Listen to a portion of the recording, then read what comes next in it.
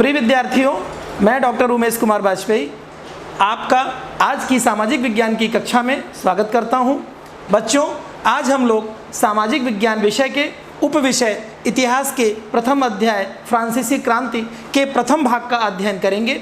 बच्चों, आज के जो हमारे शिक्षण बिंदु हैं वह हैं फ्रांसीसी क्रांति का ऐतिहासिक महत्व, फ्रांसीसी समाज का वर्गीकरण और फ्रांस में राजतंत्र की समाप्ति। बच्चों, आज के हमारे जो अध्ययन के उद्देश्य हैं वह है फ्रांसीसी क्रांति के ऐतिहासिक महत्व को हम समझ सकेंगे, फ्रांसीसी समाज के वर्गीकरण का हम विस्तृत अध्ययन कर सकेंगे और फ्रांस में हुए राजतंत्र के अंत के कारणों का हम विश्लेषण कर सकेंगे। तो बच्चों, आइए हम लोग चलते हैं। सबसे पहले हम ये जान लें कि क्रांति कहते किसको हैं।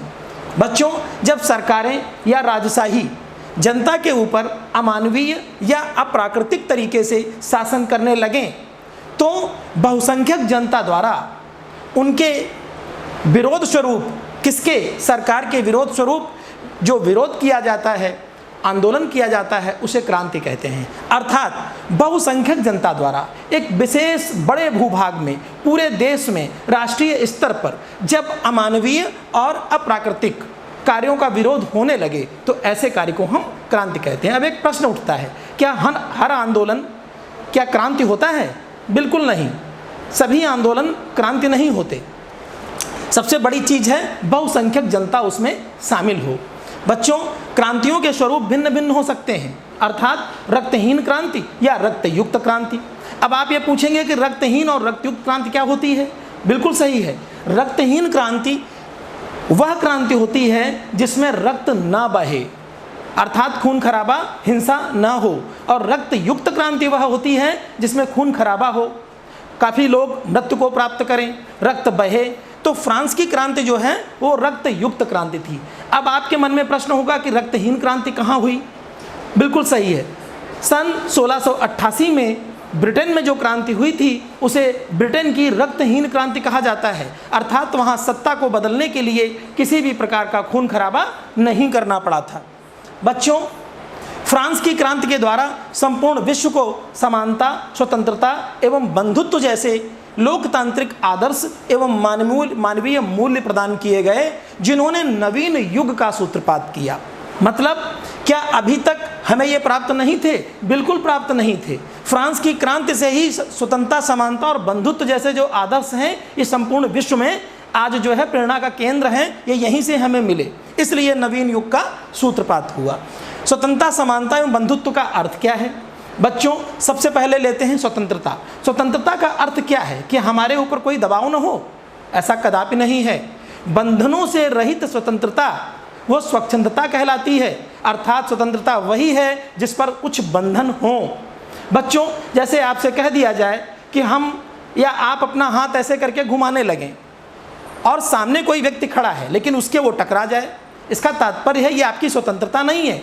आपकी स्वतंत्रता वहाँ तक है जहाँ तक दूसरे की स्वतंत्रता प्रारंभ नहीं होती। तो ऐसे में हमें यह ध्यान रखना है कि हमारी जो स्वतंत्रता है उस पर युक्त प्रतिबंध हैं, और जो बंधन रहित स्वतंत्रता है उसे स्वच्छंदता कहते हैं। हम अपने ऊपर संप्रभु हैं, हमारा देश लोकतांत्रिक देश है, अपने आप पर संप्रभु हैं, अपने निर्णय स्वयं ले सकते हैं, लेकिन हमारे ऊपर भी कुछ बंधन हैं अंतर्राष्ट्रीय समुदाय के। अतः हमारी स्वतंत्रता जो है वो स्वच्छंदता नहीं है। बच्चों, दूसरा है समानता। समानता का क्या अर्थ है? समानों में समान, अर्थात हम जाति, धर्म, मजहब आदि के आधार पर तो समान हैं। हमारे अंदर हम हिंदुस्तानी हम कहलाते हैं, कोई हिंदू, मुस्लिम, सिख, ईसाई, सबकी यहाँ पर समानता है, सबको बराबर का अधिकार है। लेकिन जैसे कह दिया जाए कि समानों में समानता, अर्थात अगर कोई कक्षा 9 का बालक है और दूसरा कक्षा 10 का बालक है या कक्षा 5 का बालक है, तो कोई कक्षा 5 का बालक कक्षा 10 के बालक के समान नहीं हो सकता, भले ही उसकी जो मानसिक आयु है वो कुछ भी हो। तो इसलिए समानों में समानता की बात कही जाती है। या जैसे कानून है, न्याय है, उसके समक्ष समानता। कानून को आपने देखा होगा कि एक देवी होती हैं, तराजू लिए रहती हैं, आंखों में पट्टी बंधी होती है। उनमें आंखों में जो पट्टी बंधी होती है उसका आशय यह कदापि नहीं है कि उन्हें दिखाई नहीं देता, बल्कि उसका आशय है कि जब उनके समक्ष, अर्थात न्यायालय के समक्ष जब कोई व्यक्ति जाता है तो वहाँ अपना और पराया नहीं देखा जाता, इसलिए पट्टी बंधी रहती है कि हमारे समक्ष जो भी आएगा हम एक ही जैसा न्याय करेंगे, और इसे हम समानता कहते हैं। तमाम तरीके की समानता होती है, ठीक है, राजनीतिक समानता, सामाजिक समानता, आर्थिक समानता, तो यह इसका अर्थ है। और बंधुत्व का अर्थ होता है भाईचारा, मतलब हम हिंदू हैं, मुस्लिम हैं, सिख हैं, ईसाई हैं, किसी भी धर्म जाति से हैं, लेकिन नहीं, हम भारतीय हैं। हमें जो यह भावना है, और बच्चों समानता, स्वतंत्रता और बंधुत्व ये जो आदर्श हैं, ये हमारे भारतीय संविधान में प्रस्तावना में ही वर्णित हैं। तो आगे चलते हैं, क्या आज के समाज में ये आदर्श मूल्य आपको प्राप्त हो रहे हैं? अवश्य प्राप्त हो रहे हैं। हमारे भारतीय संविधान में हमारा जो देश है वो लोकतांत्रिक देश है, संवैधानिक देश है, तो इन सभी आदर्श मूल्यों को हम प्राप्त कर रहे हैं। आज हम लोग इन मूल्यों को सहज, सुलभ और सामान्य मानकर चलते हैं, लेकिन हमें यह ज्ञात होना चाहिए कि इनकी उत्पत्ति एवं प्राप्ति का एक इतिहास रहा है। बच्चों, स्वतंत्रता प्राप्ति का इतिहास उनसे पूछिए। हमारा देश भी गुलाम था अंग्रेजों का। 1947 में जब हमने स्वतंत्रता प्राप्त की, तो जो हमारे क्रांतिकारी स्वतंत्रता सेनानी बलिवेदी पर चढ़ गए, उनसे पूछिए स्वतंत्रता का अर्थ क्या होता है। तो हमें अपनी इन धरोहरों को बचा करके रखना है। बच्चों, एक प्रश्न है आपसे कि समानता से आपका क्या आशय है, एक उदाहरण देके समझाइए। अभी हमने बताया समानता से आशय है कि सभी को हम एक समान समझें, कोई ऊपर नहीं, कोई नीचे नहीं, कोई गरीब नहीं, कोई अमीर नहीं, यह भावना हमारे अंदर होनी चाहिए। बच्चों, फ्रांसीसी क्रांति, हम लोग इसको सारांश में समझ लेते हैं, फिर आगे भी इसको विस्तृत हम लोग समझेंगे। इस क्रांति का प्रारंभ 14 जुलाई 1789 ईस्वी को उस समय हुआ जब हजारों की संख्या में लोग पेरिस के पूर्वी भाग की ओर सड़कों पर दौड़े चले जा रहे थे। और किधर जा रहे थे? बास्टील के किले की तरफ। जी हाँ, बास्टील का किला फ्रांस के इतिहास में बड़ा महत्वपूर्ण स्थान रखता है। वहाँ पर एक अस्थायी जेल निर्मित थी, तो लोग उधर भागे चले जा रहे थे। क्यों भागे चले जा रहे थे? क्योंकि उसे विध्वंस करना था, लोगों को उसे तोड़ना था, उस पर अधिकार करना था, कब्जा करना था, इसलिए भागे चले जा रहे थे। सम्राट लुई 16वें ने सेना को शहर में घुसने का आदेश दे दिया था। लोगों में ये अफवाह बहुत तेजी से फैली कि राजा ने आंदोलनकारियों पर गोली चलाने का आदेश दे दिया है। यह खबर न केवल पेरिस में बल्कि दूर दराज के गांव-गांव तक यह खबर फैल चुकी थी। लगभग 7000 महिला एवं पुरुष टाउन हॉल के सामने एकत्र हुए और एक जनसेना गठन करने का निर्णय लिया। आंदोलनकारियों ने हथियारों की खोज में बास्टील के किले में निर्मित जेल पर हमला बोल दिया। अभी मैंने कहा कि बास्टील के किले में एक जेल निर्मित थी, जहां पर देश में बोलने वाले लोगों को कैद कर दिया जाता था और देशद्रोही की संज्ञा दे दी जाती थी। जो सरकार के विरुद्ध, सम्राट के विरुद्ध बोलता था, उसे वहां कैद कर दिया जाता था। तो ये जो बास्टील का किला है, ये घृणा का केंद्र था, निरंकुश शासन का एक निशानी थी। तो इसलिए लोग बास्टील के किले पर कब्जा करने के लिए जा रहे थे। वहाँ जब गए, जब हमला किया, उसका विध्वंस कर दिया, तो वहाँ पर जो गोला बारूद की उम्मीद थी कि हमें वहाँ से मिल जाएगी, इसी उम्मीद में इन्होंने वहाँ हमला किया। इसमें हुआ क्या? बास्टील के किले का जो कमांडर था वो मारा गया और जेल में जो बंद कैदी थे उनको इन्होंने छुड़ा लिया। हालांकि कैदियों की संख्या केवल 7 थी। इन्हें उम्मीद थी कि कैदी ज़्यादा होंगे, लेकिन वहाँ केवल 7 कैदी मिले। बच्चों, यह एक चित्र हमने आपके लिए चस्पा किया है। ये देखिए बास्टील का किला है, कितने हजारों की संख्या में भीड़ है। ऊपर देखिए किले पर भी लोग चढ़ गए हैं, इधर देखिए आग लगा दी है और देखिए पूरा इसका विध्वंस हो रहा है। हमने अभी आपको बताया कि सम्राट की निरंकुश शक्तियों का प्रतीक था यह किला, अतः लोगों ने इसको जो है क्या किया? विध्वंस कर दिया। विध्वंस करके इसके जो अवशेष थे वो अवशेष क्या किए? बाजार में बेच दिए। अब ये लेगा कौन? तो बच्चों, कुछ लोगों को स्मृति चिन्ह सजो कर रखने का शौक होता है, तो ऐसे लोग जिनको स्मृति चिन्ह के रूप में बास्टील के किले की धरोहर के रूप में रखना था, उन्होंने उसको खरीद लिया, उसके अवशेषों को। बच्चों, आपसे एक प्रश्न है कि क्रांतिकारियों ने बास्टील के किले को ही अपना निशाना क्यों बनाया? अभी हमने आपसे कहा बास्टील के किले को निशाना बनाने के लिए पहला उद्देश्य था कि एक तो लोगों के मन में निरंकुश शासक का प्रतीक होने के कारण घृणा का केंद्र था। दूसरा, इनको ये उम्मीद थी कि वहाँ से हमें गोला बारूद आदि मिल जाएगा, जिसका प्रयोग करके हम सरकार के विरुद्ध अपना जो है अभियान छेड़ेंगे और लड़ाई लड़ेंगे। तीसरा, वहाँ से जो कैदी मिलेंगे उनको अपने हम साथ शामिल कर लेंगे। इसलिए इन्होंने इस पर आंदोलन किया और आक्रमण किया। फ्रांसीसी समाज का वर्गीकरण। बच्चों, अब हम लोग पढ़ेंगे फ्रांसीसी समाज का वर्गीकरण कैसे था। 1774 ईस्वी में फ्रांस की गद्दी पर बूर्बो राजवंश का लुई 16वां 20 वर्ष की आयु में गद्दी पर बैठा। बच्चों, इसका विवाह ऑस्ट्रिया की राजकुमारी एंतोइनेट, क्या नाम है, एंतोइनेट से हुआ, जो राजकार्य में पूरा हस्तक्षेप रखती थी। लुई 16वें को विरासत में कुछ समस्याएं मिल गई थीं जन्मजात। क्या समस्याएं मिली थीं, आइए देखते हैं। फ्रांस वर्षों तक युद्धरत रहा। क्यों? लुई 16वें के पहले लुई 14वें के समय से फ्रांस जो है युद्धों में व्यस्त था। अब बच्चों, जब युद्ध होता है तो युद्ध किसी के लिए भी लाभप्रद नहीं होता, नुकसानदायक होता है। तो फ्रांस का जितना ही जो राजकोष था वो समाप्त हो चुका था, तो राजकोष खाली हो गया। अब वित्तीय संसाधन जो थे वो समाप्त हो चुके थे। राजमहल की शानो शौकत में कोई कमी नहीं आई थी, उसमें अत्यधिक पैसा पानी की तरह बर्बाद किया जा रहा था। 13 उपनिवेश, कौन से? अमेरिका के 13 उपनिवेश थे जो अंग्रेजों ने स्वतंत्र कराने के लिए फ्रांस से मदद मांगी। तो फ्रांस ने अंग्रेजों से स्वतंत्र कराने में अमेरिका की मदद की। किसकी? अमेरिका की। तो अमेरिका ने अपने 13 उपनिवेश अंग्रेजों से मुक्त कराए, फ्रांस ने उसकी सहायता की। अब सहायता करने में क्या हुआ, फ्रांस ने कर्जा ले लिया। कितना? 10 अरब लिब्रे का। और पहले से इनके ऊपर कब्जा था, जो कर्जा था वो था 2 अरब लिब्रे का। अब टोटल जो कर्जा है वो 12 अरब लिब्रे हो गया। समझिए आप। अब इन्होंने जिन लोगों से कर्जा लिया था वो कर्जदाता सम्राट से 10% ब्याज की मांग करने लगे। फ्रांसीसी सरकार अपने बजट का एक बड़ा हिस्सा केवल ब्याज की अदायगी में ही खर्च कर देती थी। अब आप समझिए कि जब सारा पैसा ब्याज में जा रहा है तो जो सरकार के जो नियमित खर्चे थे, सेना का रखरखाव, सरकारी कर्मचारियों को वेतन देना, विद्यालय विश्वविद्यालयों को चलाना, उसके लिए पैसा ही नहीं था। अंततः क्या हुआ? अपनी समस्याओं के कारण अंततः लुई 16वां करों में वृद्धि करने के लिए क्या हुआ? विवश हो गया। और जो इसकी व्यवस्था थी फ्रांस में वो भी अत्यंत दोषपूर्ण थी। एक अंतिम निर्णय यही हुआ कि कर है वो बढ़ा दिया जाए। अब एक चित्र देखिए, 2 हमने बनाए हैं। एक चित्र में एक वृद्ध व्यक्ति है, वो पीठ पर 2 जो है कुलीन लोगों को बिठाए हैं। ये जो बिठाए हैं वो बेचारा गरीब आदमी है, किसान है, मजदूर है, और जो बैठे हैं वो कुलीन लोग हैं। ये यहाँ की कर व्यवस्था का परिचायक है। आप देखिए यहाँ ये 3 एस्टेट में बटा हुआ है। प्रथम एस्टेट पादरी वर्ग, दूसरा एस्टेट कुलीन वर्ग। ये बहुत छोटे छोटे से वर्ग थे लेकिन इनके अधिकार बड़े थे। तीसरे एस्टेट में आप देख रहे होंगे बहुत बड़ा खांचा है। तीसरे एस्टेट में सबसे ऊपर थे बड़े व्यवसायी, व्यापारी, अदालती कर्मचारी और वकील, अमीर लोग। फिर दूसरे नंबर पे आते हैं किसान और कारीगर, और तीसरे में आते हैं छोटे किसान, भूमिहीन किसान, मजदूर और नौकर। बच्चों, इस चित्र में आप देख रहे होंगे कि सबसे ऊपर पादरी वर्ग है, दूसरे में कुलीन वर्ग है। अब ये पादरी वर्ग कौन है? पादरी वर्ग वो वर्ग है जो चर्च का मुखिया था, अर्थात धर्म कर्म के कार्य करते थे।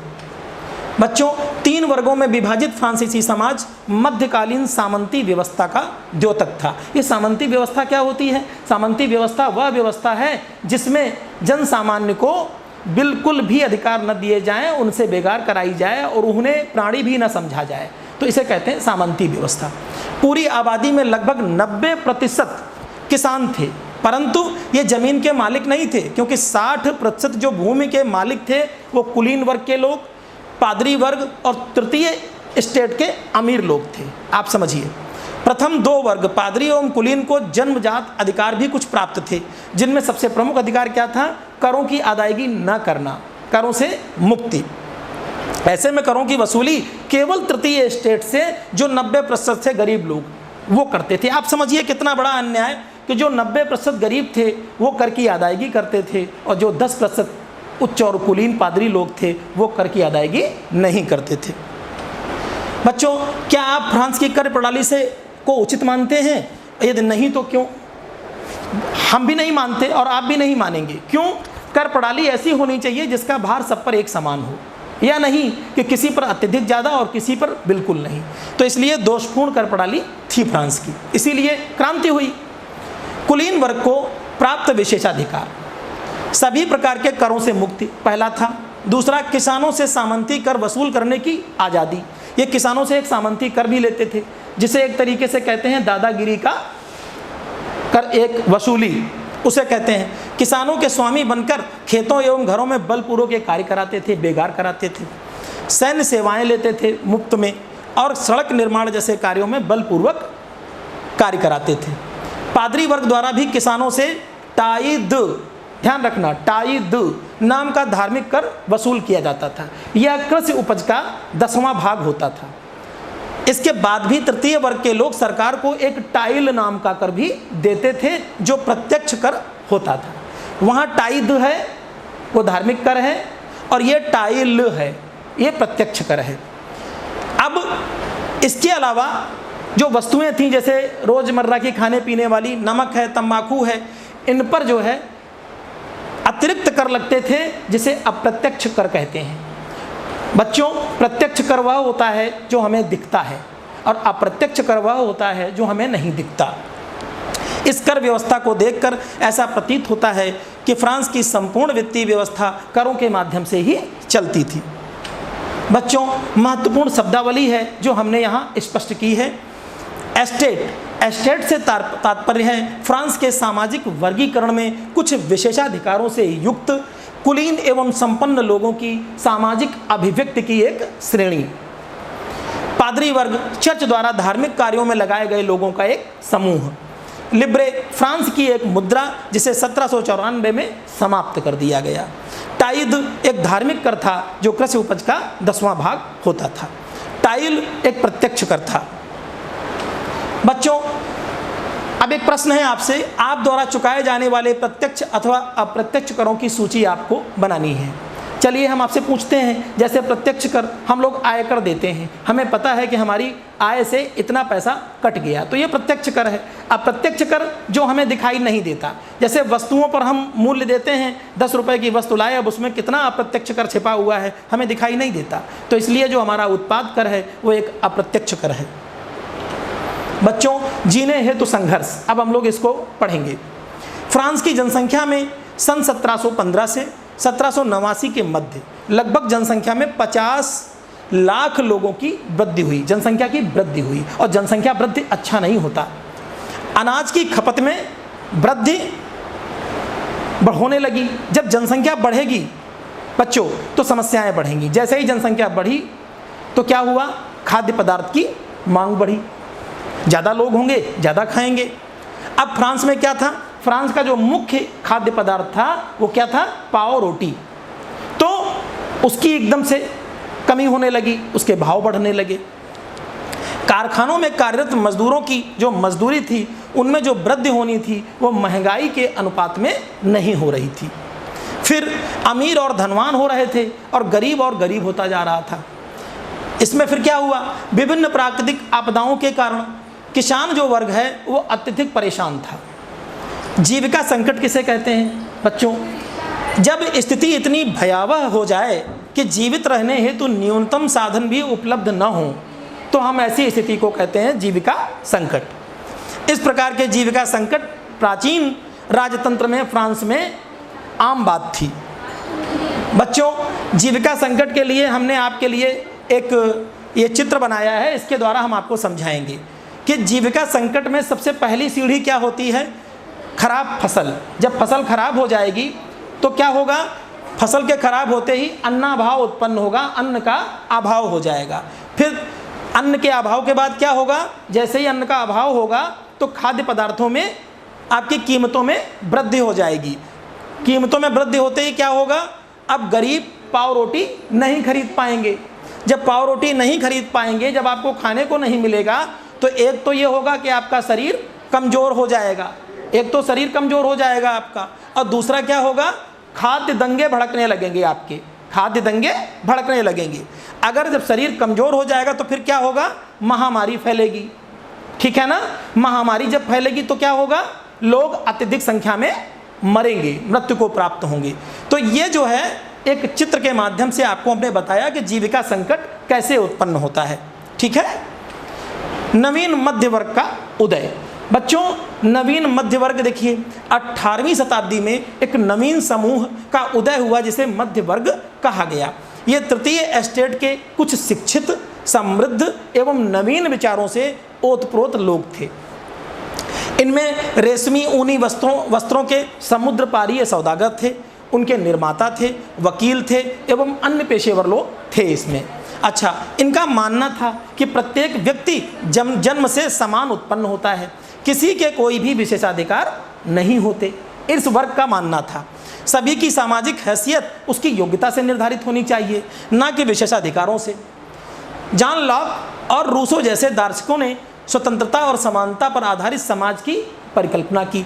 बच्चों, जॉन लॉक और रूसो जो है बहुत बड़े दार्शनिक हुए हैं, ठीक है। तो जॉन लॉक ने अपनी पुस्तक टू ट्रीटीज ऑफ गवर्नमेंट, सरकार के साथ दो अनुबंध नामक जो ग्रंथ लिखा, उसमें राजा के दैवीय एवं निरंकुश अधिकारों के सिद्धांत का खंडन किया।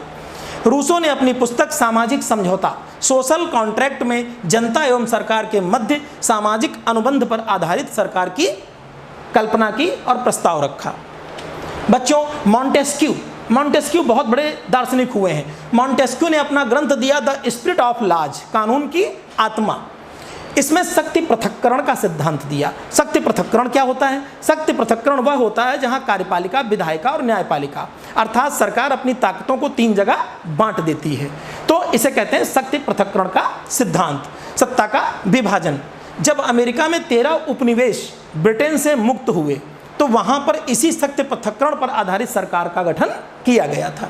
फ्रांस के नवीन राजनीतिक चिंतकों के लिए अमेरिकी संविधान एवं उसमें दी गई व्यक्तिगत अधिकारों की गारंटी ने एक प्रेरणा का कार्य किया। एक ओर चिंतकों के इन विचारों को सामान्य जनमानस में खूब प्रसारित किया जा रहा था और दूसरी ओर लुई 16वां पुनः कर लगाने की खबर से जो पुनः कर लगाने के उसमें था तो लोगों में गुस्सा फूट गया। बच्चों, एक वृतांत है जो हम आपको बताते हैं। इसमें 2 वृतांत हैं कि फ्रांस की स्थिति आप जान जाएंगे।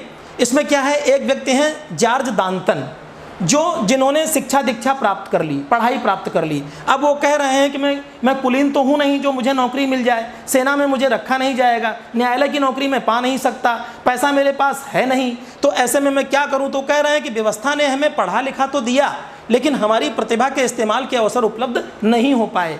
देखिए कितनी बड़ी बात कह रहे हैं। ये जो कह रहे हैं जॉर्ज दांतन, इनका तात्पर्य है कि फ्रांस में हमें कोई अधिकार तो मिले नहीं, हमारी प्रतिभा बेकार है। अगर हमारे पास कुछ अधिकार होते, हमारे पास भी जन्मजात हम भी कुलीन होते तो हम भी कोई रोजी रोटी पा लेते। इनका ये आशय है। एक है आर्थर यंग नाम के एक अंग्रेज हैं जो 1787 से 1789 के मध्य इन्होंने फ्रांस की यात्रा की। तो अपना यात्रा वृतांत तो उन्होंने लिखा। क्या लिखा? देखिए, वो कह रहे हैं कि सेवा टहल में लगे गुलामों, खास तौर पर उनके साथ बुरा व्यवहार करने वाले को पता होना चाहिए। किसके साथ? गुलामों के साथ बुरा व्यवहार करने वालों को पता होना चाहिए कि इस तरह वह अपनी ज़िंदगी को ऐसी स्थिति में डाल रहे हैं जो उस स्थिति से बिल्कुल भिन्न होती, जिसमें उसे मुक्त लोगों की सेवाएं लेनी होती, उनसे बेहतर बर्ताव करता, जो अपने पीड़ितों की कराह सुनते हुए भोजन ग्रहण करना स्वीकार कर सकते हैं, उन्हें दंगे के दौरान अपने बेटी की अपहरण अथवा अपने बेटे के गले को रेते जाने पर किसी प्रकार का कष्ट नहीं होना चाहिए। ये आर्थर यंग कह रहे हैं। बच्चों, इसी से संबंधित 2 प्रश्न हैं हमारे कि जॉर्ज दांतन यहाँ क्या कहने की कोशिश कर रहे हैं। अभी मैंने बताया बिल्कुल सही कि जॉर्ज दांतन ये कह रहे हैं कि फ्रांस में प्रतिभा की कोई योग्यता का कोई महत्व नहीं है, वहाँ केवल कुलीन होना, पादरी वर्ष से होना, बड़ा होना महत्वपूर्ण था। दूसरा, आर्थर यंग क्या संदेश देने की कोशिश कर रहे हैं? आर्थर यंग संदेश दे रहे हैं कि फ्रांस में सम्राट ने जो निरंकुशशाही अपनी बना रखी थी वह ठीक नहीं थी। और वह किसकी आलोचना कर रहे हैं? फ्रांस की व्यवस्था की, सम्राट की आलोचना कर रहे थे, सरकार की आलोचना कर रहे थे। गुलामों से उनका क्या आशय था? जो जन सामान्य था, तीसरे वर्ग का, उसको वो गुलाम कह रहे थे कि उससे बुरी तरीके से गुलामी कराई जाती थी। तो यह आर्थर यंग ने बताने की कोशिश की। क्रांति के प्रारंभ के तात्कालिक कारण क्या थे वो समझ लीजिए। क्रांति क्यों प्रारंभ हुई? लुई 16वें ने जब करों में वृद्धि की तो यह सामान्य कार्य नहीं था। क्यों? क्योंकि फ्रांस में सम्राट को अपनी मर्जी से कर बढ़ाने की आज़ादी नहीं थी। तो उसने क्या किया? इसके लिए प्रतिनिधि सभा, एस्टेट जनरल से मंजूरी लेने के लिए प्रतिनिधि सभा में तीनों एस्टेट के प्रतिनिधि जो आते थे उनको बुलाया गया, सभा बुलाई गई। अतः सम्राट ने कर वृद्धि के प्रस्ताव के अनुमोदन हेतु 5 मई 1789 को एस्टेट जनरल की बैठक बुलाई। प्रथम एवं दूसरे एस्टेट, कौन? पादरी वर्ग और कुलीन वर्ग, उनसे 300 प्रतिनिधि आए और इनको अग्रिम पंक्ति में ससम्मान बिठाया गया। तीसरे एस्टेट में कौन? जो पढ़े लिखे शिक्षित कुछ अमीर लोग थे, किसान नहीं, मजदूर नहीं, उनके 600 प्रतिनिधि आए, उनको बेइज्जती करके पीछे खड़ा कर दिया गया। ठीक, किसानों, महिलाओं एवं कर्मकार वर्ग का प्रवेश वर्जित था, वो नहीं घुस सकते थे सभा में। लेकिन इसके बाद भी लगभग 40,000 पत्रों के माध्यम से किसान कर्मकार वर्ग ने सभा में अपनी बात प्रतिनिधियों के माध्यम से पहुंचाई। प्रतिनिधि सभा के नियमानुसार प्रत्येक वर्ग को एक वोट देने का अधिकार था। समझिए, प्रत्येक वर्ग को, पादरी वर्ग को, कुलीन वर्ग को और इनको। बताइए कितनी मजाक बात थी। तो इसमें क्या हुआ, जो तीसरा वर्ग गया था, पढ़े लिखे ये नवीन विचारों के शिक्षित लोग जो गए थे, इन्होंने विरोध कर दिया। इन्होंने कहा नहीं, सभा में जितने लोग आए हैं, अर्थात 600 वो और 300 वो, 1200, सब लोग एक एक मत देंगे और प्रत्येक व्यक्ति मत देगा। ये जो है इन्होंने मांग की, सभी को एक अधिकार होगा मत देने का। लेकिन सम्राट ने तीसरे वर्ग के इस मांग को खारिज कर दिया। तो प्रतिनिधियों ने क्या किया, बहिष्कार कर दिया सभा से। बहिष्कार करने के बाद 20 जून को मिराब्यो एवं आबेसिये के नेतृत्व में तीसरे वर्ग के सभी प्रतिनिधि वारसाई के आंतरिक टेनिस कोर्ट में एकत्र हो गए। ये मिराब्यो कौन था? मिराब्यो एक कुलीन वर्ग का व्यक्ति था, लेकिन यह जो है अन्याय अत्याचार के विरुद्ध था, इसलिए इस तीसरे वर्ग का नेतृत्व कर रहा था। आबेसिये एक पादरी था, यह भी जो है अन्याय के विरुद्ध था, इसलिए तीसरे वर्ग का नेतृत्व कर रहा था। ये लोग एकत्र हो गए, स्वयं को नेशनल असेंबली घोषित कर दिया और शपथ ली कि जब तक सम्राट की शक्तियों को कम करने वाला संविधान नहीं बना दिया जाता, तब तक असेंबली भंग नहीं होगी।